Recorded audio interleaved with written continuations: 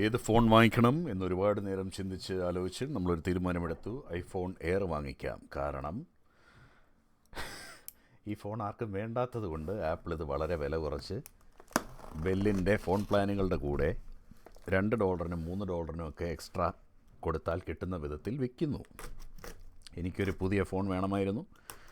അതൊരു 5G phone ആയിരിക്കണമായിരുന്നു. പിന്നെ എനിക്ക് ഫോട്ടോ എടുക്കാൻ പ്രൊഫഷണൽ ക്യാമറ വേറെ ഉണ്ട്. അപ്പോൾ എനിക്കങ്ങനെ ഭയങ്കര ക്യാമറയൊന്നും ആവശ്യമില്ല. ലൈറ്റ് വെയ്റ്റ് ആയിട്ടുള്ളൊരു നല്ല ഫോൺ മാത്രം മതി.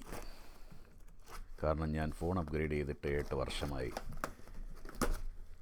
അതുകൊണ്ട് നമ്മൾ iPhone air. Wow,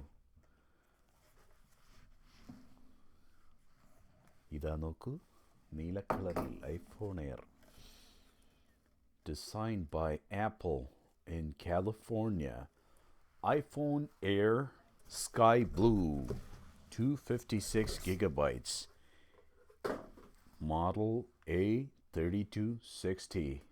Ladies and gentlemen, നമ്മളിതാ തുറക്കാൻ പോവുകയാണ്.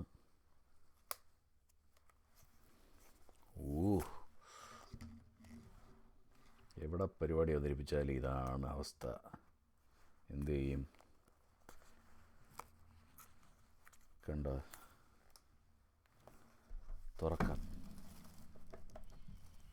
ഇത് പണ്ട് എനിക്ക് എന്ന് വെച്ചാൽ ഭയങ്കര തിന്നായിട്ടുള്ളൊരു പാക്കേജ്. ഇത് കാണുമ്പോൾ എനിക്ക് ഓർമ്മ വരുന്നത് പണ്ട് ഡസ്റ്ററില്ലേ, സ്കൂളിൽ പഠിക്കുന്ന സമയത്ത് ഡസ്റ്റർ മായ്ക്കുന്ന സാധനം, അതിൻ്റെ വലിപ്പമേ ഉള്ളൂ.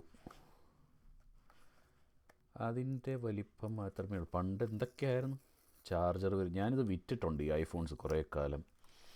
ബെല്ലിനും റോജേഴ്സിനും വേണ്ടി 2019 ജോലി ചെയ്തിരുന്നു കോസ്കോ വയർലെസ്സിൽ. ആ സമയത്ത് ഇതെല്ലാം വിറ്റിട്ടുണ്ട്. ഇതെന്ന് വെച്ചാൽ അന്നത്തെ ഐഫോൺ XR 11 XS മാക്സ് അങ്ങനെയുള്ള സാധനങ്ങളെല്ലാം. എൻ്റെ ദൈവമേ, ഇതിന് വെയിറ്റ് ഇല്ല. പേപ്പർ മാത്രമല്ല, ഇവിടെ ഈ സാധനം ഉള്ളതുകൊണ്ട് നമുക്കിങ്ങനെ പിടിക്കാം. രസമുണ്ട്. ഹലോ. ഓക്കെ, നമുക്ക് ഓക്കെ പാർട്ടി എല്ലാം പ്ലാൻ ചെയ്തോളൂ. ശരി. ഗ്ലെൻഫിഡിച്ച് വാങ്ങിക്കൂ. ഗ്ലെൻഫിഡിച്ച് ഇല്ലെങ്കിൽ Glenlivet. Blue label. Black label ഞാൻ കുടിക്കില്ല, എനിക്ക് തലവേദനിക്കും. ഓക്കെ, കൊള്ളാം, നല്ല സാധനം.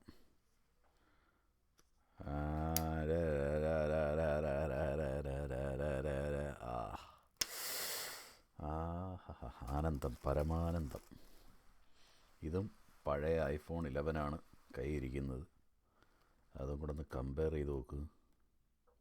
എന്തൊരു വലിപ്പോടാ, എന്ത് വ്യത്യാസം. നൈസ്. ഇതിനെക്കാട്ടിലും വെയിറ്റ് ഉണ്ട് ഇതിന്. പിന്നെ ഞാൻ 8 വർഷമായിട്ട് ഉപയോഗിച്ചുകൊണ്ടിരുന്ന മെയിനായിട്ടുള്ള ഫോണെന്ന് പറയുന്നത് ആൻഡ്രോയിഡ് ആയിരുന്നു. Huawei P30 Pro. അതിപ്പോഴും ഓടുന്നുണ്ട്. അത്രയും നല്ല ഫോൺ വേറെ ഞാൻ ഇതുവരെ ഉപയോഗിച്ചിട്ടില്ല. ഇതെനിക്ക് ഇഷ്ടപ്പെട്ടു കേട്ടോ, കൊള്ളാം. പക്ഷേ അതല്ലാതെയുള്ള കാര്യം പറഞ്ഞ, ഐഫോണിൻ്റെ കാര്യം അല്ലാതെയുള്ള കാര്യം പറഞ്ഞാണ് ഞാൻ ഇത്രയും നാൾ അപ്ഗ്രേഡ് ചെയ്യാതിരുന്നതിൻ്റെ കാരണം. ആ ഫോണിന് ഒരു കുഴപ്പമില്ലെന്നുള്ളതാണ്.